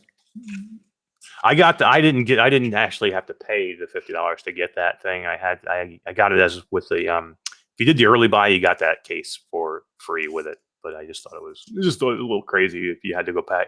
I mean, for $499, it should come with that thing. Number one, you're paying $499 for these. This is not cheap. And it should come with a better case than that. And you shouldn't have to pay an extra $50 to get the other case. So I think that's what you're asking, Okani. I'm not sure what you mean. Or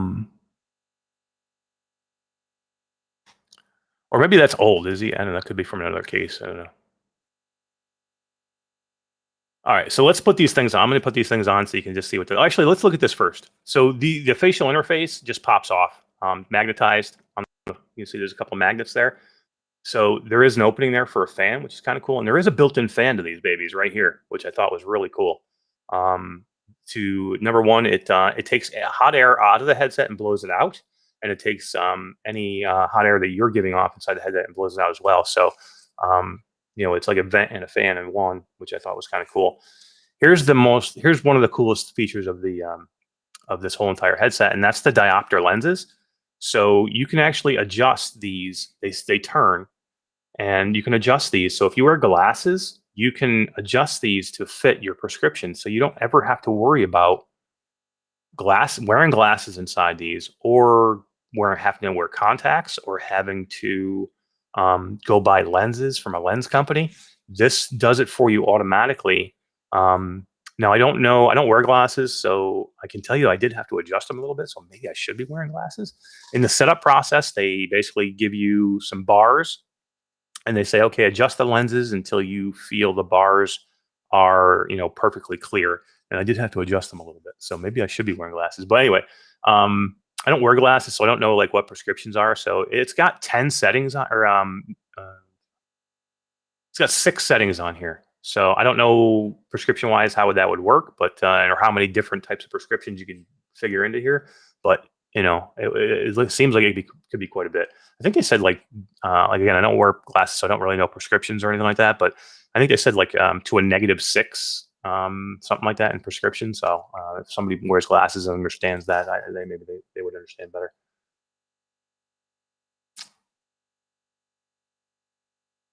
Yeah, well, Veraza says until the Apple headset comes out at $3,000, the $500 won't make sense. It's true. That's true.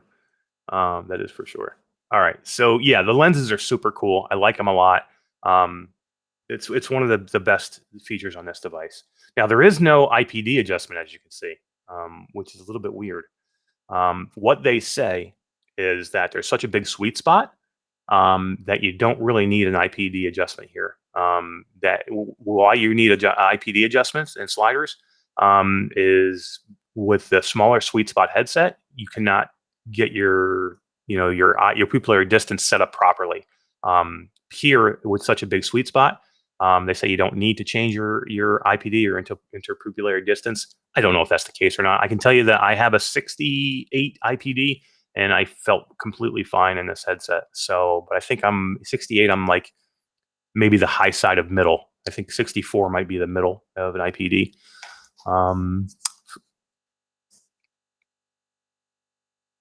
Oh, was it Anokazi? I'm sorry, man. I caught your your comment out of context. I'm sorry. Yeah, I'm trying to cover both chats and go through this at the same time. But but I'm glad it was. I'm glad it worked out on some level.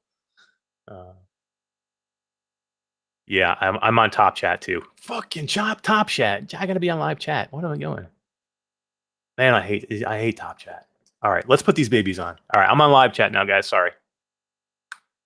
All right, they go on really easy. That piece just snaps right in. Super nice. I like it. The form factor of this thing is great. I mean, I love. This is one thing I love about this. I'm gonna tell you. I'll tell you all the things I love about it, and then when we're done, I'll tell you what the things I just found that I didn't like so far. But let's put it on so you guys can see somebody wearing it, and I can look kind of foolish. But so I can tell you that piece, the felt piece that I was talking about, when they look like they're like flimsy and they collapse in, they don't at all when they're on you. I don't know if you can see that on me, but they actually just fit perfectly around my head, around my face, even around the bottom. And I have no light leak at all. And I heard that many people said that they had a problem with no backstrap to hold the headset in place. They had a problem with it falling forward.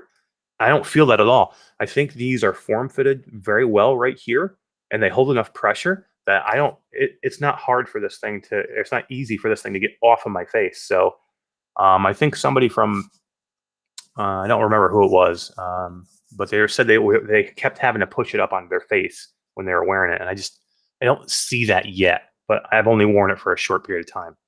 But I can tell you I mean, it's just as good as any VR headset when you're inside of it. I don't see any light leak at all. It's completely dark, and it feels good. It feels comfortable. It feels like I'm wearing a set ski goggles. This is exactly what I feel like. So, yeah, that's it. Pretty cool. Wolveraza says, not ashamed to say it, but these will be used for porn more than anything else. That's very possible. That's very possible. That mirror finish on the front. I know. I feel like I'm in the 80s with those mirror sunglasses from the 80s, right? You know, if anybody remembers those, that's kind of what it feels like wearing them. I don't know what I look like wearing them because I'm wearing them. So, but I don't know. They feel good. That's so far some of the best things that I like about this. Again, the diopter lenses are amazing. The weight is crazy. I can't believe I'm wearing a VR headset, dude. This is lighter than I've never had anything like this on my head where I'm in VR or in some type of VR where where it's so comfortable. You know, it feels like you have nothing on. Now I have not worn these for a long period of time yet. I wore them today for maybe 45 minutes to an hour when I was just playing around with it. So, but I can tell you I had no discomfort in that hour, and it just did not feel like I was wearing a headset. Paul Fantasy says 4K porn, sweet. Too funny. Hey, Olivia Herrera's here. Hey, Olivia, how you doing? So that's the Vive Flow, and it's small, and it fits into a $50 case. Let's take a look. Let's take the $50 out. All right. So I think I am going to. I don't have to put them. I could put them in the bag. Let me put them in the bag just to see what the bag feels like. But that's it right there. Close them up. Stick them in the bag. For $500, I guess I'll stick them in the bag just to make sure that they don't get scratched. All right, and then they go in there, and they actually fit for pretty snug in there. in there. I should have showed you guys. Sorry. They actually fit pretty snug in there when they slide them down. You actually have to push them down to get it in. Those can go in. Vive Flow. So what do I think? Well, all right, I hooked it up today and I ran it for probably about, again, 45 minutes. It took me probably about 20 minutes to run through the tutorial and to pair it to my phone. So here's where things get bad. You need your phone to work this thing, all right? You can't operate this without your phone. So there's no controllers and there's no hand tracking yet. You have to use your phone to control it, and it only uses Android, so you can't use an iPhone. So right there, they take probably half the market away, at least. So definitely a downside. I did find that the setup with my phone was really easy. I mean, they walk you through it step by step. As soon as you put these on, and as soon as you plug that USB-C thing in, you don't even have to hit the on button. There is an on button right there, a little on and off button. And then you have a volume button right here, right there, up and down, just like on the Quest, where it's on the bottom on the Quest, but there is on the top on the Quest. I don't remember now, but up and down for volume. But you don't even have to hit that button when it first comes on. Here's where I was telling you earlier, vents that heat out from your face right here and to the bottom. That fan blows the heat away from your face down the bottom.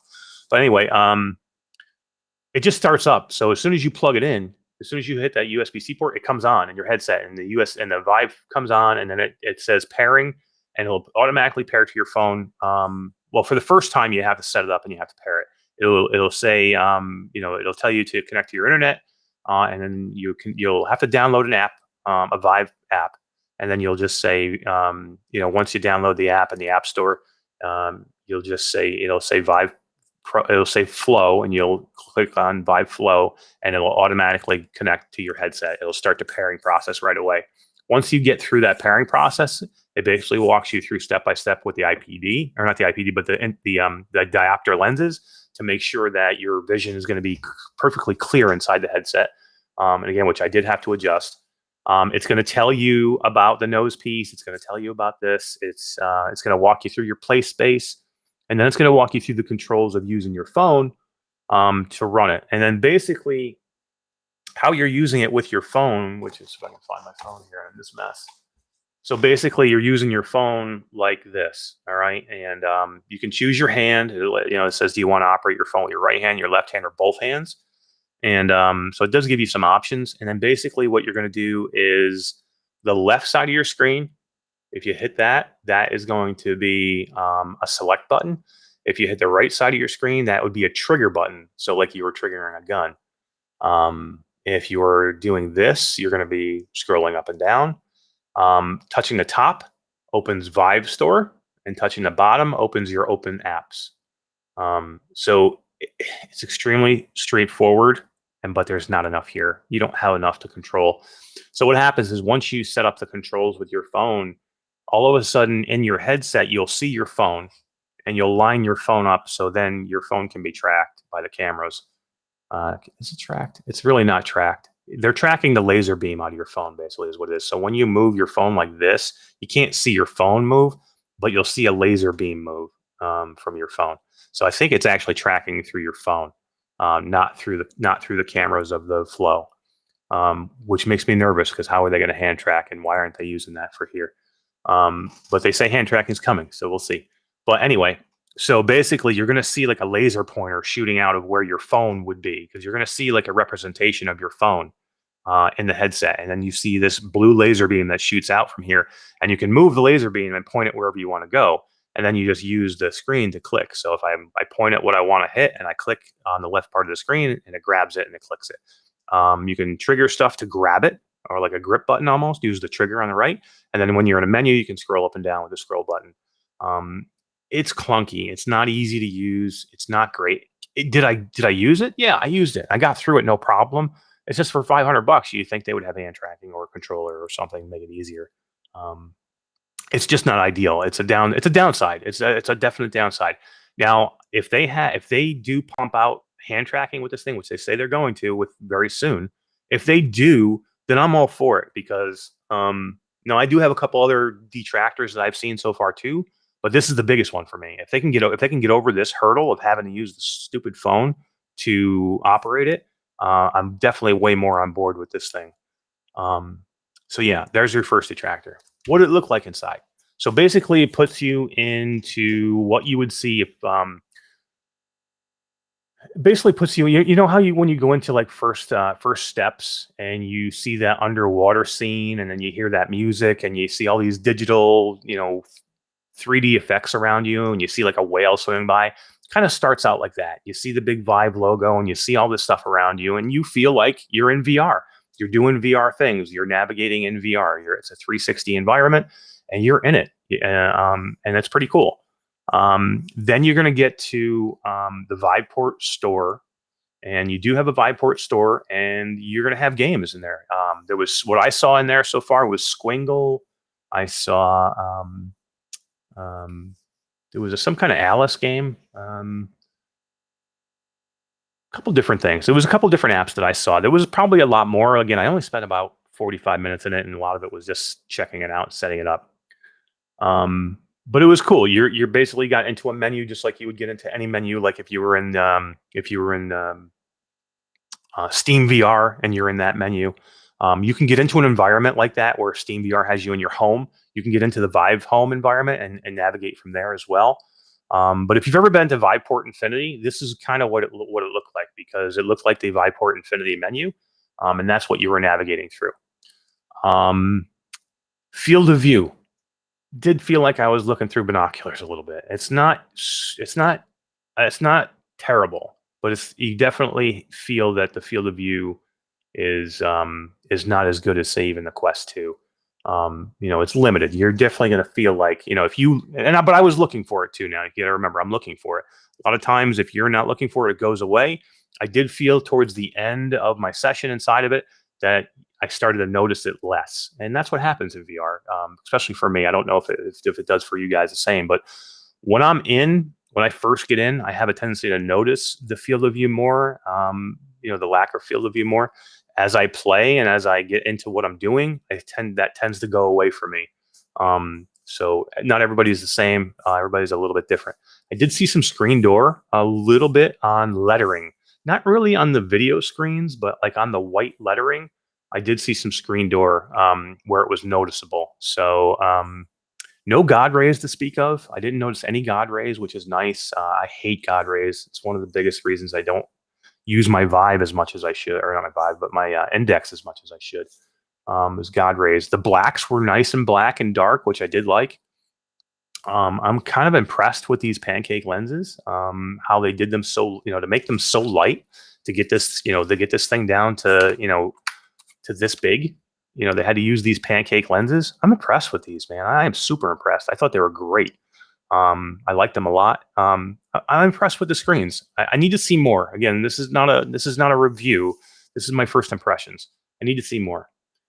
Is the phone tracked in 3 degrees or 6? It's a good question. They kind of get around that, Wes, in a different way. So basically, what they ask you to do is line your phone up to an outline of a phone inside the headset. So basically, you're going to move your phone to inside of this outline, and then when you do that, you have to click a button. And then what I think it does, I think it tracks the phone itself, and not with cameras. I think it's tracking the phone through your Bluetooth is what it does. So you're really not tracking it that way. Now your headset is tracked. So when I move my headset in VR, or I move my head in VR, I see everything moving 1-to-1 inside the headset. So it is 6 degrees of freedom with your head inside the headset. They are doing some things with the phone to make it feel like it is, and I don't think it is.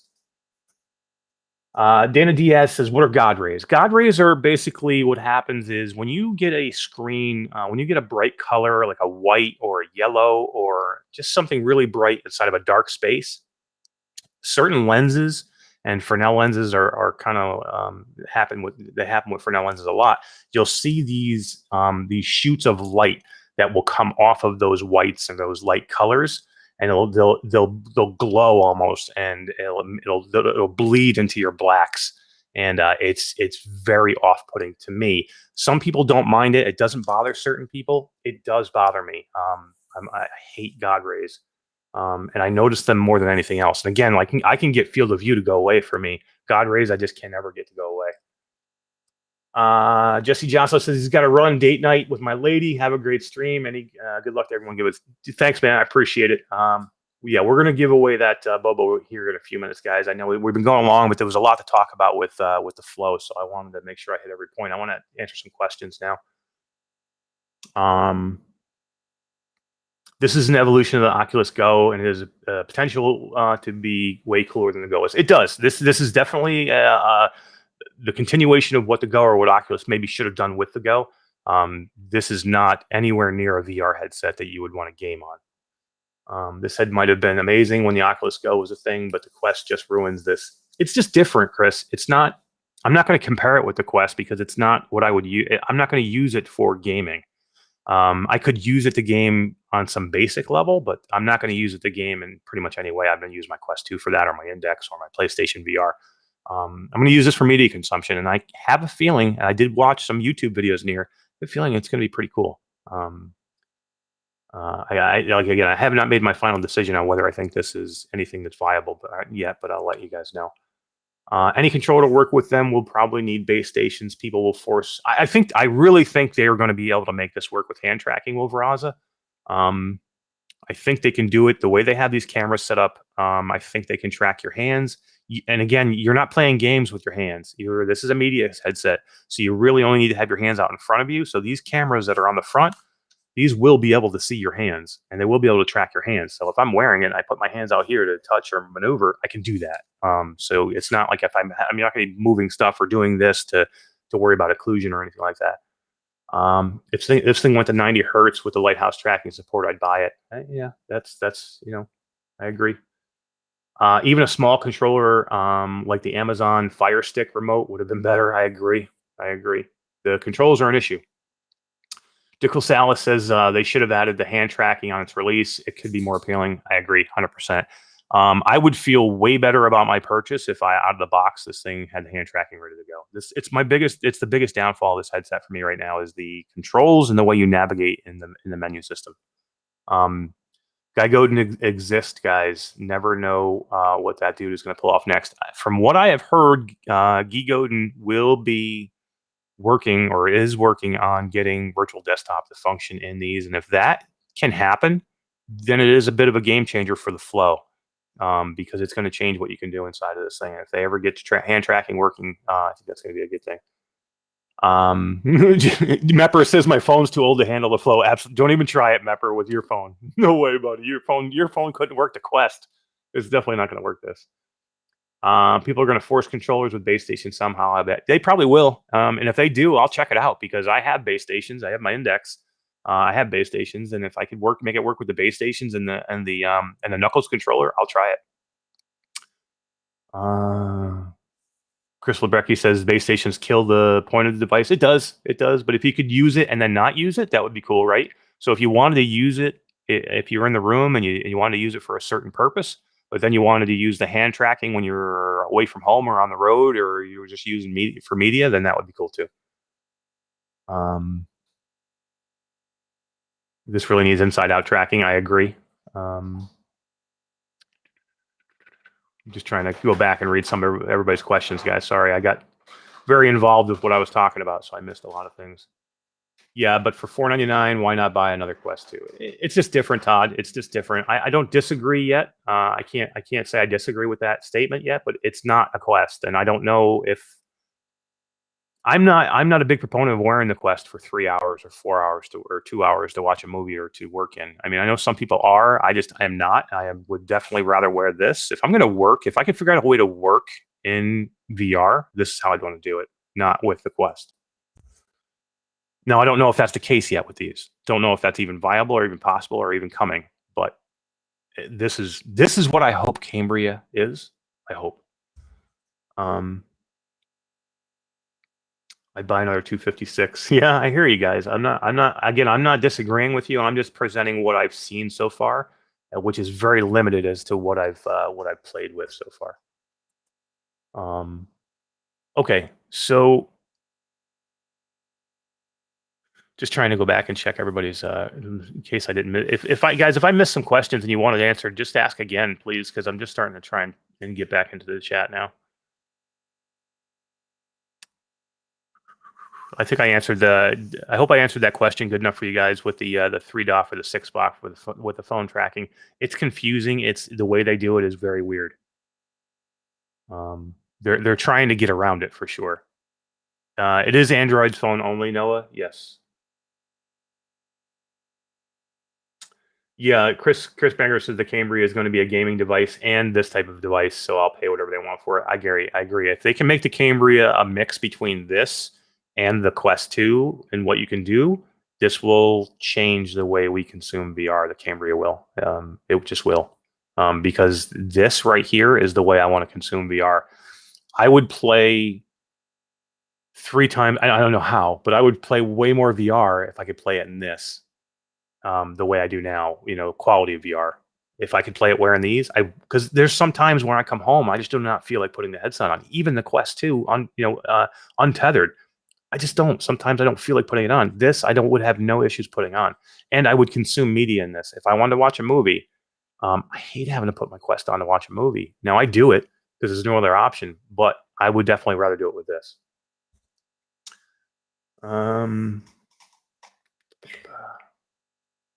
I don't think the Cambria would be that small. They toted it out in a large kit. I don't think it will be that small, but I think it's going to be close. If they can get down to the Quest 2 is 500 grams. They need to get down to probably 2 to 250 grams. If they can get to like 250 in grams, like half the weight of the Quest 2, I think that will be great. Yeah. Sorry, my dog's going crazy, guys. Yeah, definitely. So yeah, that's the Vive Flow. That's what I think so far, guys. So basically, what I'm saying is, I like the Flow for the form factor, the way it feels, the way it looks is decent. I'm not unhappy with it. It's got a few detriments with the field of view and with the screen door. It's got a few problems. Sorry, guys. I got a puppy, and puppies go crazy sometimes. The screen door is an issue. The field of view is a bit of an issue. The price is an issue. But what I've gotten out of it so far, I'm kind of happy with not with the purchase. I'm happy with what I've seen in the headset a little bit, such as the way the visuals look in there and the way this feels and the way this fits on my face. I like it a lot. So yeah, so that's it so far. So where are we now with I don't know yet. Sorry guys, the dog. But I'm not sure where we are now with how this is all going to be set up. I have to go through. I'm going to play it more. I'm going to consume way more media with it, and I'm going to give myself like 2 weeks, and I'll come back and I'll give you guys a full review. I'll do a video on it. I'll do a full review. But what kind of puppy? Yeah, the puppy is. If you've ever seen a pain in the ass puppy, that's what this one is. No, I'm just kidding. This is a like a 3-month-old miniature Australian Shepherd, and she does not like to be alone. And somebody just left, and now she's alone, and now she wants to bark. But yeah, she's a miniature Australian Shepherd.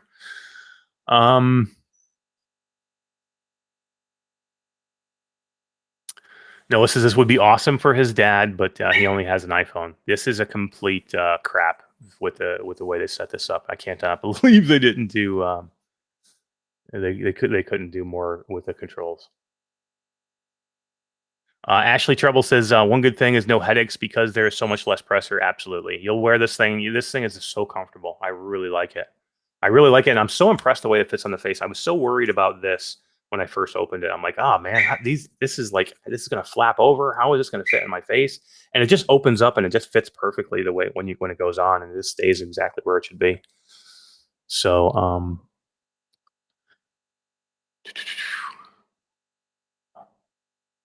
Ashley said, I think the price point is too high. We shall see. I agree. I think the price point is too high. I think it needed to be around $300. And they probably would have had a bigger hit for sure. Noah says he's hoping the Apara 5K all-in-one becomes a thing. I agree. The Apara looks great. I will not be buying the Apara for sure. Definitely not buying the Apara. I might buy the Apara. I don't know. It looks pretty cool. Kevin Mark says that's not a rough, it's a yip. Yeah, this is a yip, man. Man. I hate puppies. Hate puppies. No, that's not true. I love puppies. I hate when they how they act. Sometimes puppies are a pain in the ass.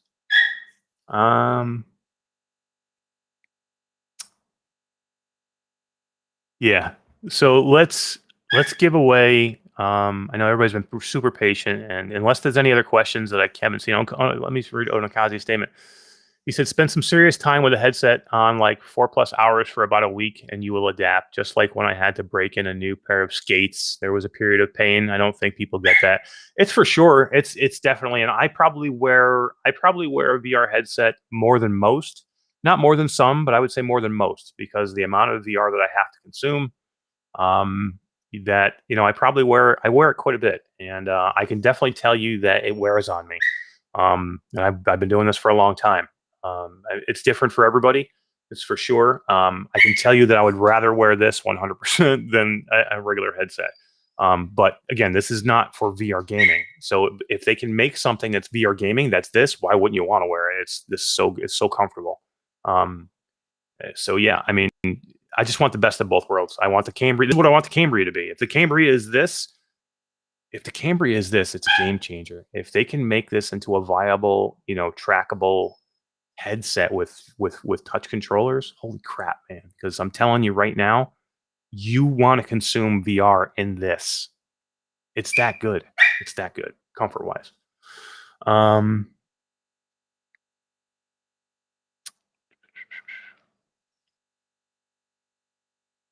Yeah, Michelle Dillon says that's a lot of money for what it is. It is until I figure out exactly what I can do with this damn thing.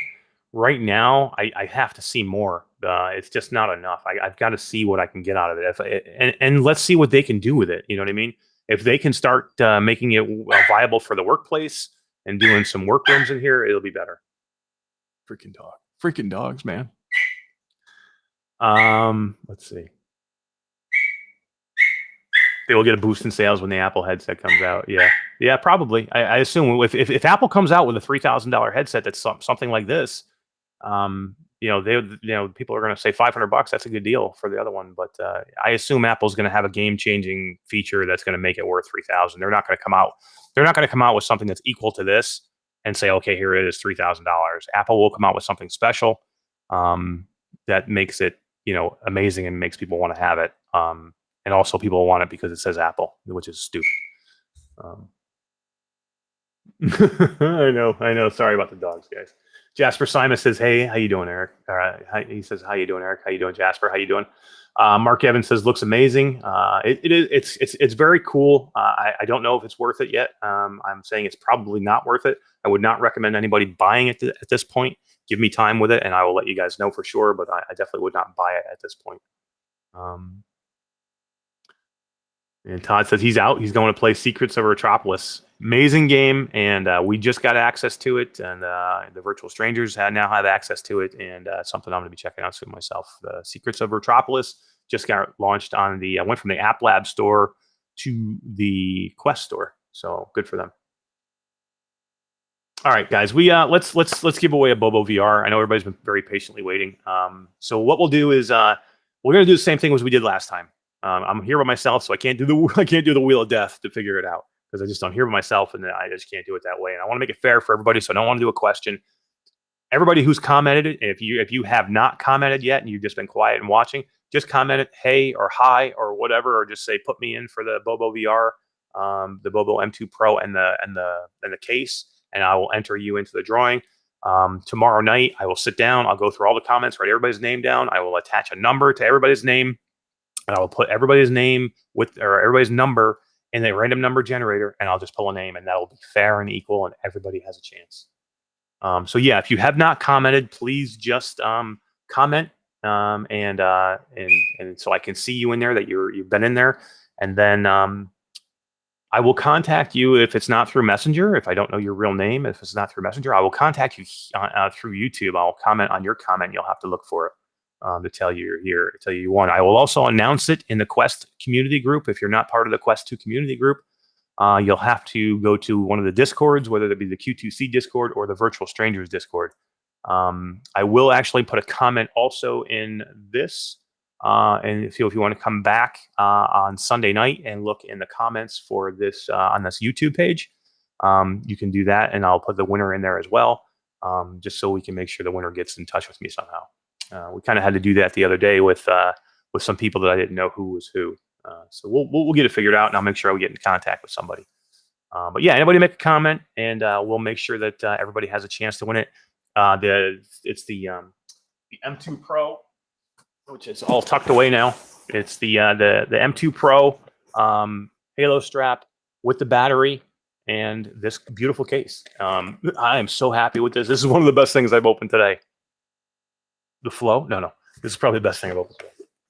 Although that Gunstock's pretty cool, man. I don't know. I can't wait to check out that Gunstock. I'll talk to some of the guys later. I'll get with Wolveraza later. Wolveraza he's like my go-to guy for shooters and for Gunstocks and shit like that. And I'll get with Wolveraza and maybe I'll get him on camera with me as I put it together, and we'll kind of take a look at it together. Maybe if he's willing to do that, so I can give you guys an accurate an accurate display of that Gunstock. It was pretty cool. But anyway, that's it, guys. That is the Vive Flow. That is about 20 other things we unboxed. It was way longer than I wanted it to be. It was way crappier than I wanted it to be because of the dog barking and no second camera with for the hand cam, which sucked. But I appreciate everybody hanging out. We had like 50 people in here at one point watching us, so I really appreciate it. If you guys can go to our YouTube page and subscribe if you're not subscribed, which you need to be, and if you want to win the Bobovr M2 Pro, you have to be subscribed to our YouTube channel. So if you're not, please get over there and subscribe so I can make sure you win. If you win, then I can definitely pick you, because if you win and you're not subscribed, I can't pick you. I have to pick somebody else. But I just want to say thanks. I appreciate it. And go check out Virtual Strangers tomorrow. Wes and Roots will be on there with the week's news and no barking dogs, I promise, tomorrow at Virtual Strangers. And I think that's going to be it for me. Take it easy, and we'll see you guys next week. Thanks for being here. I appreciate it.